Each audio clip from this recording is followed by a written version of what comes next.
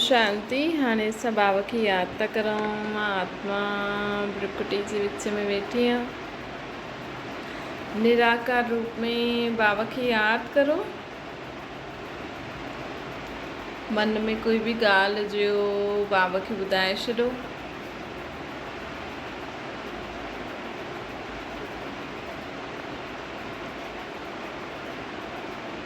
संकल्प करो, मां आत्मा शांत स्वरूप,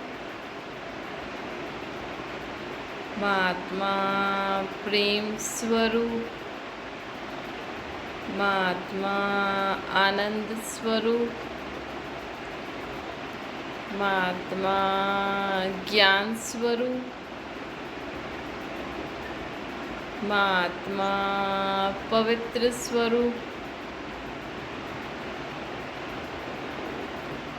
मां आत्मा सर्वशक्ति स्वरूप, मां आत्मा सुख स्वरूप,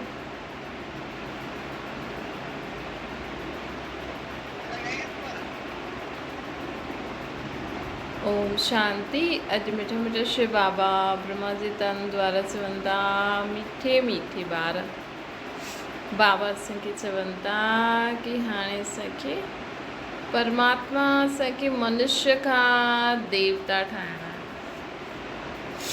मनुष्य अर्थात आसरी अवगुण वारा माण्हू, जंहिंमें आसरी अवगुण हूंदा आहिनि न, आसरी गुण हूंदा आहिनि, उन्हनि खे चइबो आहे मनुष्य।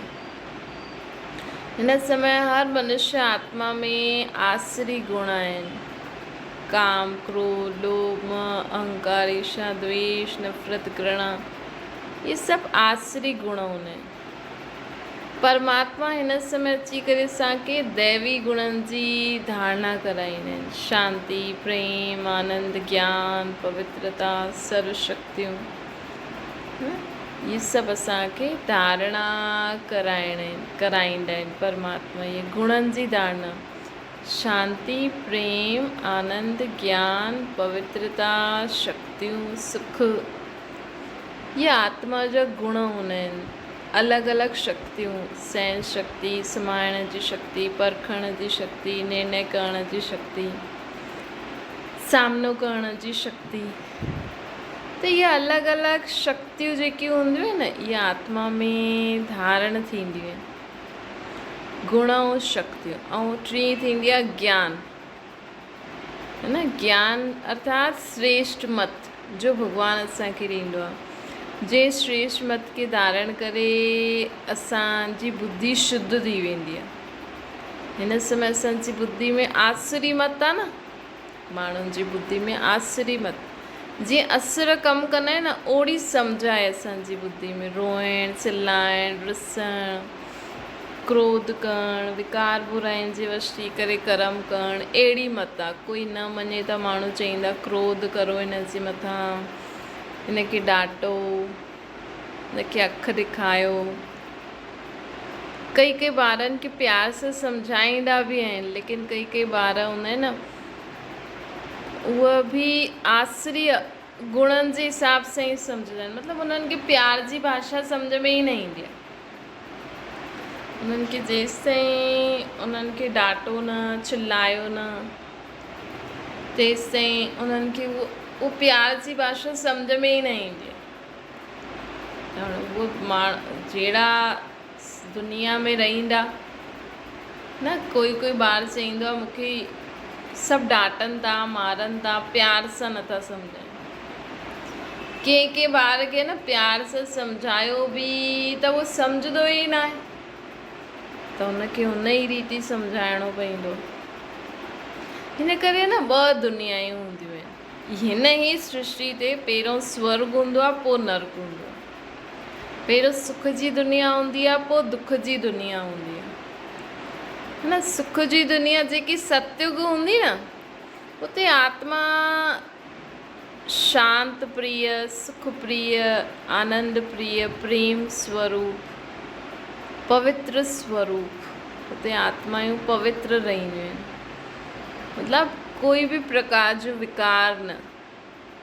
हुते ॿार बि योग जी शक्ति सां पैदा थींदा आहिनि। आत्मिक शक्ति सां, है न। इन करे सिर्फ़ु 2 ई ॿार हूंदा आहिनि सतयुग में। हिते त विकारी दुनिया आहे न, त जास्ती ॿार पैदा थी वेंदा आहिनि। सतयुग में न सभु माण्हू मर्यादा पुरुषोत्तम रहंदा हुया। सभिनि जा कपिड़ा ॾाढा ठीकु सुठा पूरा ढकल वो हूंदा रहंदा। हिन समय न माण्हू ॾाढो ई कपिड़ा ॾिसो, कंहिंखे चयो लक्ष्मी नारायण जी, लक्ष्मी नारायण कहिड़ा पूरा ढकल कपिड़ा पाईंदा आहिनि न। हा, अॼुकल्ह त देवी देवताउनि खे बि अलाए कीअं कीअं कपिड़ा पाए छॾींदा आहिनि, पर असल में देवी देवता न पूरा मथां खां हेठि उन्हनि जो हिकु अंग बि नज़र न ईंदो, सभु ढकल हूंदा आहिनि। त अगरि हितां वारे कलयुगी माण्हुनि खे चओ अहिड़ा कपिड़ा पायो त उन्हनि खे पसंदि ई न ईंदा। उहे चईंदा न इहे कपिड़ा थोरी पाइबा आहिनि। मतिलबु ॾिसो, भाई वरी बि पूरा कपिड़ा पाए करे ॿाहिरि निकिरंदा आहिनि, अंदरि घर में भले कीअं बि वेठा हुजनि, लेकिन जेका जेंट्स हूंदा आहिनि उहे ॿाहिरि निकिरंदा आहिनि त पूरा कपिड़ा पाए करे निकिरंदा, काॾे वेंदा। ऐं लेडीज़ ॾिसो, हेॾा खुलियल हेॾा खुलियल हेॾा खुलियल, कोई मर्यादा ई न आहे। त हुननि खे चओ ईअं कपिड़ा पायो त हुननि खे पसंदि बि न आहे। हुननि खे चओ भई सतयुगी दुनिया में हलंदा, हुन में अहिड़ी दुनिया में पूरा कपिड़ा पाइणा पवंदा, शांति रहणो पवंदो, सभिनि सां प्रेम व्यवहार सां रहणो पवंदो। त कंहिं माण्हू खे न अहिड़ो जीवन पसंदि ई न ईंदो, कंहिं माण्हू खे अहिड़ो जीवन पसंदि ई न ईंदो। त बाबा चवंदा आहिनि त उहो हुन दुनिया में हली करे छा कंदा। ज़बरदस्ती भई कंहिंखे धन सुठो लॻंदो आहे, भई हुन दुनिया में धन त ॾाढो आहे, एॾो धन आहे की असांजे घर बि सोने हीरे जा ठहींदा। सतयुग में तॾहिं चईंदा न भारत सोने जी चिड़िया हुई, लेकिन हुते न मर्यादायूं ॾाढियूं आहिनि। हुते मर्यादायूं ॾाढियूं आहिनि, हुते कोई लड़ाई झगड़ो न आहे, कोई हिक ॿिए खे तंग करण वारो सिस्टम न आहे, कोई बीमारी न आहे। भई कोई डॉक्टर खे सतयुगी दुनिया में हलंदव, लेकिन हुते इहे डॉक्टरी जी पढ़ाई न हूंदी, त केरु चईंदो न मूंखे त इहो ई जीवन खपे, डॉक्टरी जी पढ़ाई करे माण्हुनि खे इहे सुधारण वारो।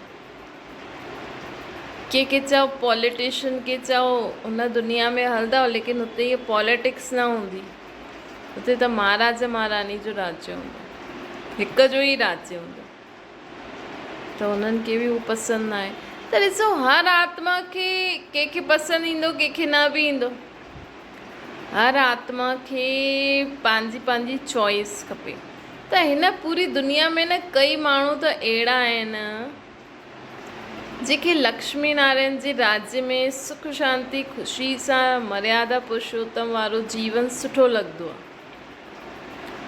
कोई माण्हू त अहिड़ा आहिनि जेके अहिड़ो जीवन सुठो लॻंदो। ऐं कोई माण्हू न उन्हनि खे शोर शराबो चिल्लाइण, हिक ॿिए जे जीवन में टंग हणाइण, चिड़ाइण, डिस्टर्ब करणु, कंहिंखे न अहिड़ो जीवन सुठो लॻंदो न। त हर हिकु माण्हू जी चॉइस आहे, लेकिन तव्हांजी चॉइस छा आहे। कोई सिख धर्म वारे माण्हू खे चईंदासीं भई लक्ष्मी नारायण जे राज्य में हलणु चाहींदा आहियो त ईअं थींदो, लेकिन महाराजा महारानी लक्ष्मी नारायण हूंदा, हुते तव्हां गुरु नानक देव न हूंदो। इस्लामियुनि खे चओ तव्हांजो इब्राहिम न हूंदो, बौद्धियुनि खे चओ तव्हांजो बुद्ध न हूंदो। त बाबा चवनि था की त हुननि खे उहो पसंदि ई न आहे। उहे चईंदा न मां त पंहिंजे इब्राहिम सां गॾु ईंदमि, मां त पंहिंजे बौद्ध सां गॾु ईंदमि, मां त पंहिंजे गुरु नानक देव सां ईंदमि। त अहिड़ा माण्हू हुन दुनिया में अची न सघंदा आहिनि न। माण्हू कोई शरीर छॾंदो आहे न त लिखंदा आहिनि स्वर्गवासी थियो। स्वर्गवासी थियण जे लाइ स्वर्ग में त लक्ष्मी नारायण जो राज्य हूंदो। तव्हांखे लक्ष्मी नारायण जे राज्य में अचिणो आहे छा? स्वर्गवासी अर्थात लक्ष्मी नारायण जे राज्य में, अर्थात मर्यादा पुरुषोत्तम,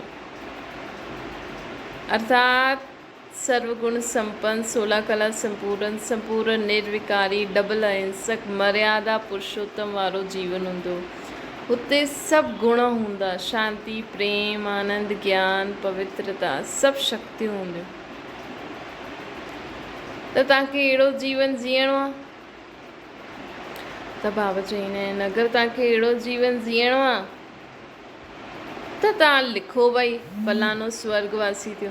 तव्हांखे अहिड़ो जीवन खपे ई न, तव्हांखे पंहिंजो उहो ई पंहिंजे हिसाब सां वारो जीवन खपे त तव्हां छो कंहिंजे शरीर छॾण सां हिते लिखो था फलानो स्वर्गवासी थियो न।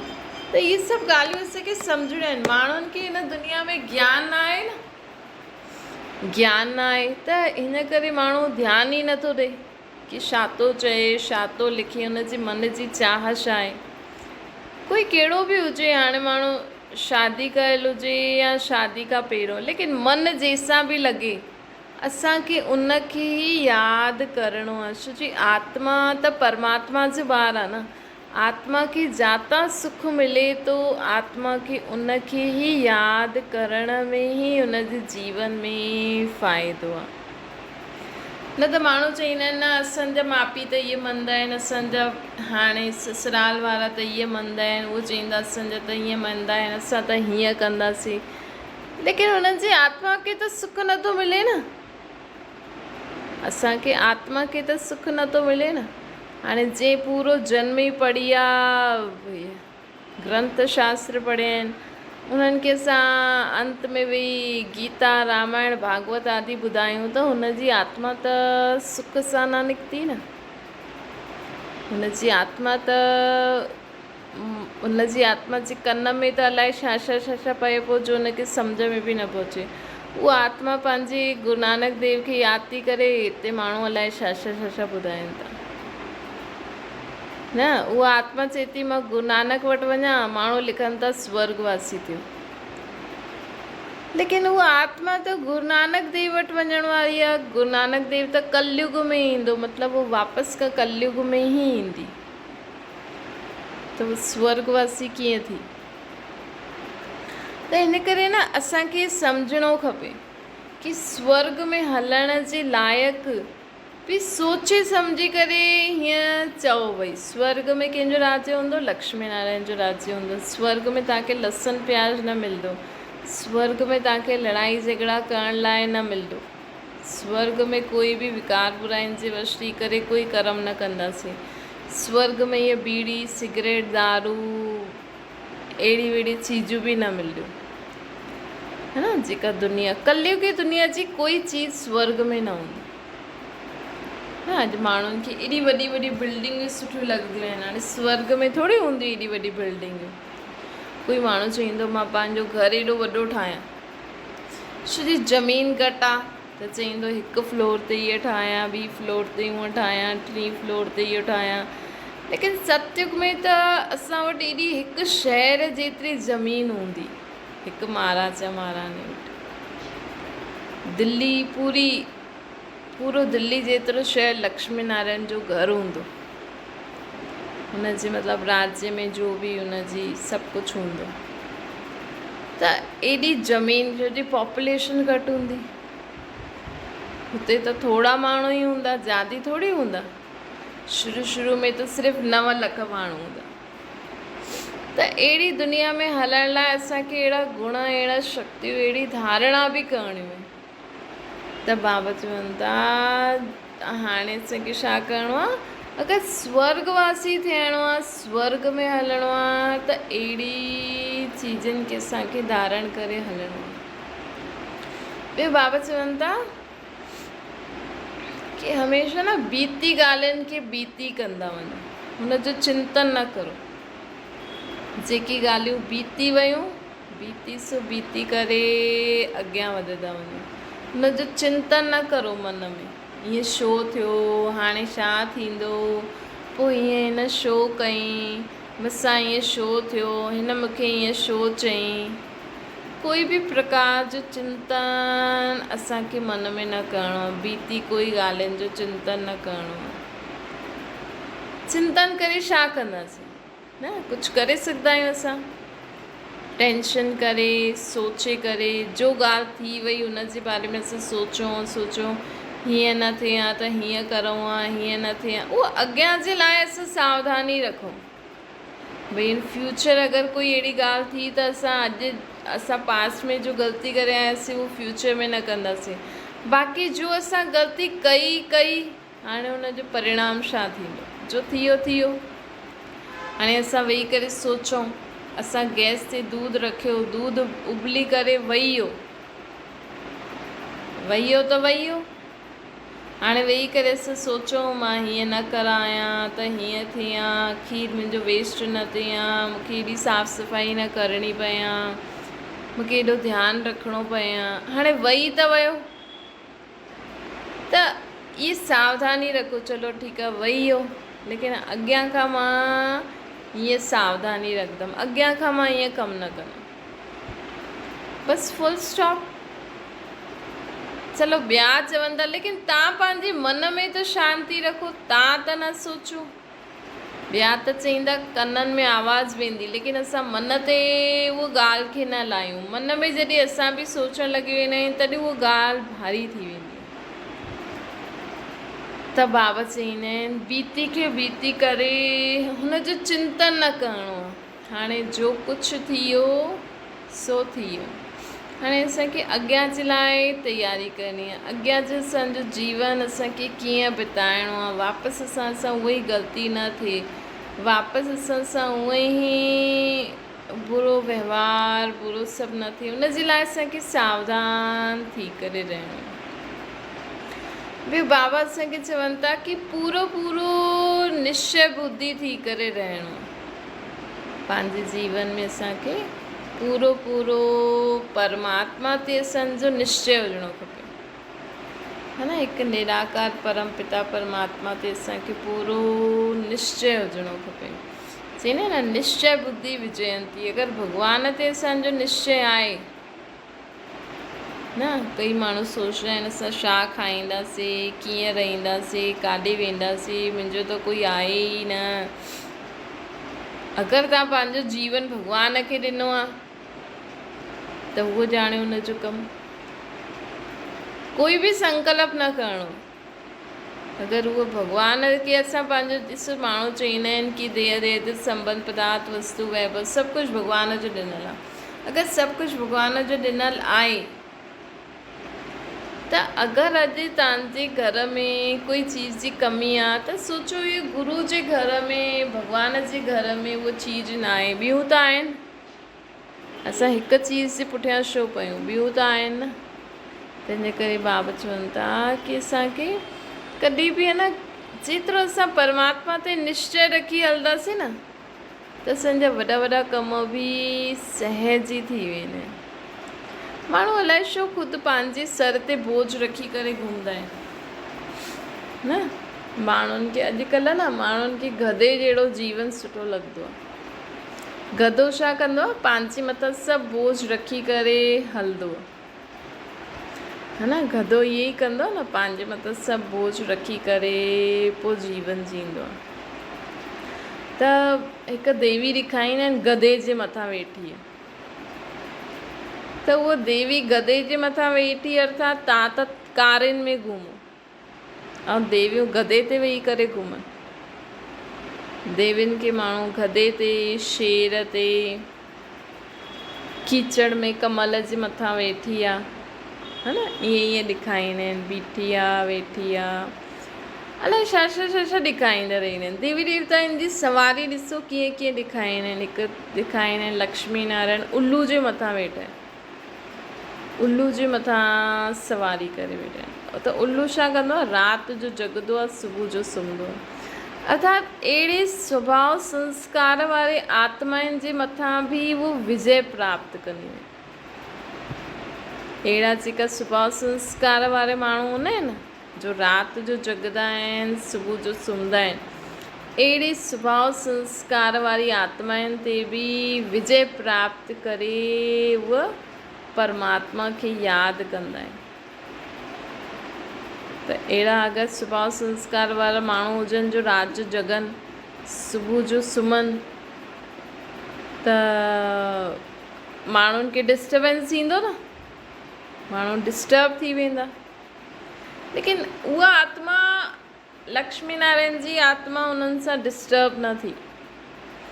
उहा अहिड़े स्वभाव संस्कार वारनि ते बि विजय प्राप्त करे परमात्मा खे यादि कंदी हुई ऐं पंहिंजो जीवन जींदी हुई। गधे जे मथां वेहणु मतिलबु कि हुन देवी जी आत्मा अहिड़े बोझ उठाइण वारो संस्कार जेको हूंदो आहे न गधे जो, इन ते बि विजय प्राप्त कई। अर्थात पंहिंजे जीवन में कॾहिं बि हुन बोझ न खई, इन संस्कारनि ते विजय प्राप्त कई। बोझ उठाइण वारे संस्कारनि ते विजय, वो कॾहिं बि बोझ न उठाईंदी हुई, सदा ही परमात्मा ते निश्चय रखी करे हलंदी हुई। त बोझ उठाइण वारे संस्कार ते बि विजय प्राप्त करण वारी अहिड़ी देवी। शेर जे मथां सवारी अर्थात जो क्रोधी मनुष्य हूंदो आहे न, क्रोधी मनुष्य, क्रोधी जे स्वभाव संस्कार वारी आत्माउनि ते बि हुन देवी जी शक्ति, हुन देवी परमात्मा जी शक्ति सां विजय प्राप्त कई। त बाबा चवनि था कि ईअं असांखे छा करिणो आहे, परमात्मा खे यादि करे हर बुराई, हर बुरे स्वभाव संस्कारनि ते विजय प्राप्त करणी आहे। कोई बि बीती ॻाल्हि जो चिंतन न करो, जो थियो थियो, हाणे असांखे हुनखे सुधारे करे अॻियां पंहिंजो जीवन सुठो ठाहिणो आहे। सदा निश्चय बुद्धि थी करे हलो, हिकु परमात्मा ते निश्चय रखी हलो त सभु कुझु ॻाल्हि ठीकु थी वेंदी, है न। माण्हू अॼुकल्ह देहदारी संबंधियुनि जे मथां विश्वास रखी हले थो, उहो त कॾहिं बि तव्हांखे धोखो ॾेई सघंदा अथव, हा। अॼु तव्हां अगरि भले हुननि जे विश्वास रखी हलो, ईअं न कि असांखे हुननि जे मथां ईअं विश्वास न रखिणो आहे, लेकिन मन जो विश्वास बुद्धि हिक सां लॻी रहे, ताकी कॾहिं कोई तव्हांखे धोखो बि ॾेई छॾे न। अॼु इंसानु आहे, केतिरो करे सघंदो, करे सघंदो। अॼु हिकु इंसानु आहे, माउ त चईंदी मुंहिंजो पुटु करे, लेकिन पुट जी शादी थी वेंदी, हुनजा ॿार बि थी वेंदा, हुनजे मथां ज़िम्मेवारी वधंदी, त उहो माउ जी केतिरी मदद करे सघंदो, करे सघंदो आहे। माउ त विश्वास कंदी मुंहिंजो पुटु वेठो आहे, लेकिन आख़िर त आत्मा जो शरीर त हिकु ई आहे, आत्मा जो दिमाग़ बि हिकु ई आहे, केतिरो संभाले सघंदो। लेकिन परमात्मा त बेहद आहे, हू त शक्तिशाली आहे, ऐं हुनखे पंहिंजो शरीर आहे ई न, उहो बंधन में त आहे ई न, उहो त सदा ई निर्बंधन ऐं सदा ई सर्व सां समान भाव रखण वारो। उहो त ईअं न चईंदो मुंहिंजा बि पुट आहिनि, मुंहिंजा बि धीअरूं आहिनि, मुंहिंजी बि ज़ालूं आहिनि, मां कीअं त मां हाणे थकिजी पियो आहियां। उहो त आहे, उहो त ख़ुदि ई निराकार परम धाम में वेठो आहे, उनजो त ख़ुदि जो ई शरीर न आहे, त सदा ई फ्री रहंदा आहिनि। उहो सदा ई असां सभिनि जी मदद करण लाइ मथे वेठा हूंदा आहिनि, उहो बसि असांजे यादि करण जी देरी आहे, उहो त सदा एवर रेडी असांजी मदद करण लाइ वेठा हूंदा आहिनि। त बाबा चवनि था कि हिन रीति असांखे सदा ई हिक ते निश्चय रखी हलो, हिक जो बुद्धि सां हुनजो हथु पकड़े रखो, बुद्धि रूपी हथु हुन सां, अर्थात पंहिंजी बुद्धि में हिकु हुनजी यादि रहे, हुनजी श्रेष्ठ मत रहे, त विजयी थी वेंदा। अच्छा, मीठे मीठे सिकिले जे ॿारनि प्रति माता पिता बाप दादा जो यादि प्यार ऐं गुड मॉर्निंग। रूहानी बाप जी से सभिनि रूहानी ॿारनि खे नमस्ते। असांजी बि रूहानी माता पिता बाप दादा खे यादि प्यार गुड मॉर्निंग ऐं नमस्ते। वरदान रूहानी माशूक जी आकर्षण सां आकर्षित थी महिनत सां मुक्त थियण वारा रूहानी आशिक ठहो। माशूक पंहिंजे खोए हुए आशिकनि खे ॾिसी ख़ुशि थींदो आहे। माशूक केरु आहे? असांजो परमात्मा, ऐं असां सभु आत्मायूं हुनजा आशिक आहियूं। छो जी असां एॾे समय खां परमात्मा खे भुलिजल हुयासीं, असां त हुनखे हिन ई सृष्टि ते अलॻि अलॻि नाम रूप सां ढूंढूं पिया न।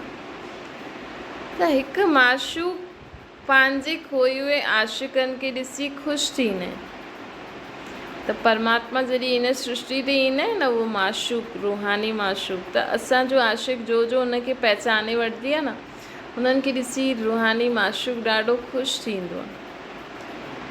त अहिड़ी जो आशिक़ हूंदियूं आहिनि, जो माशूक खे पहचाने वठंदियूं आहिनि, उहे चईंदियूं आहिनि दिलि सां कि मां पंहिंजे सचे माशूक खे ॼाणे वरितो, पाए वरितो, मां यथार्थ ठिकाने ते पहुची वियमि। जॾहिं हिकु आत्मा खे परमात्मा जो परिचय मिलंदो आहे न, त आत्मा खे ईअं लॻंदो आहे कि मूंखे ठिकानो मिली वियो, ऐं उहा उन परमात्मा खे यादि करे पंहिंजे जीवन में अॻियां वधंदी रहंदी आहे। त असांखे बि ख़ुदि खे आत्मा सम्झी करे परमात्मा खे निराकार रूप में यादि करे अॻियां वधिणो आहे। स्लोगन आहे एकांतवासी ठहण सां गॾु गॾु एकानामी ऐं एकानामी वारा ठहो। एकांतवासी अर्थात हिक सां गॾु रहण वारा, हिक सां गॾु रहण वारा, हिक नामी, हिक जे ई नाम जे आधार ते हलण वारा, अर्थात सिर्फ़ु हुन जो नाम जपणो न आहे, लेकिन बुद्धि हिक सां ई लॻी रहे, एक नामी ऐं एकानामी, है न, हिक सां गॾु रहण वारा, हिक सां बुद्धि योग लॻाइण वारा, ऐं एकानामी अर्थात पंहिंजी संकल्प बोल कर्मनि जी एकानामी करो, बचत करो।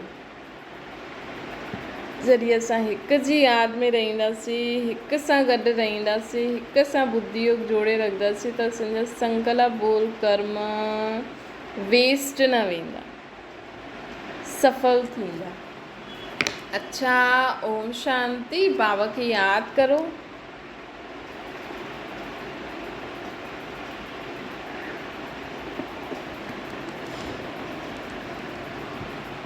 ओम शांति,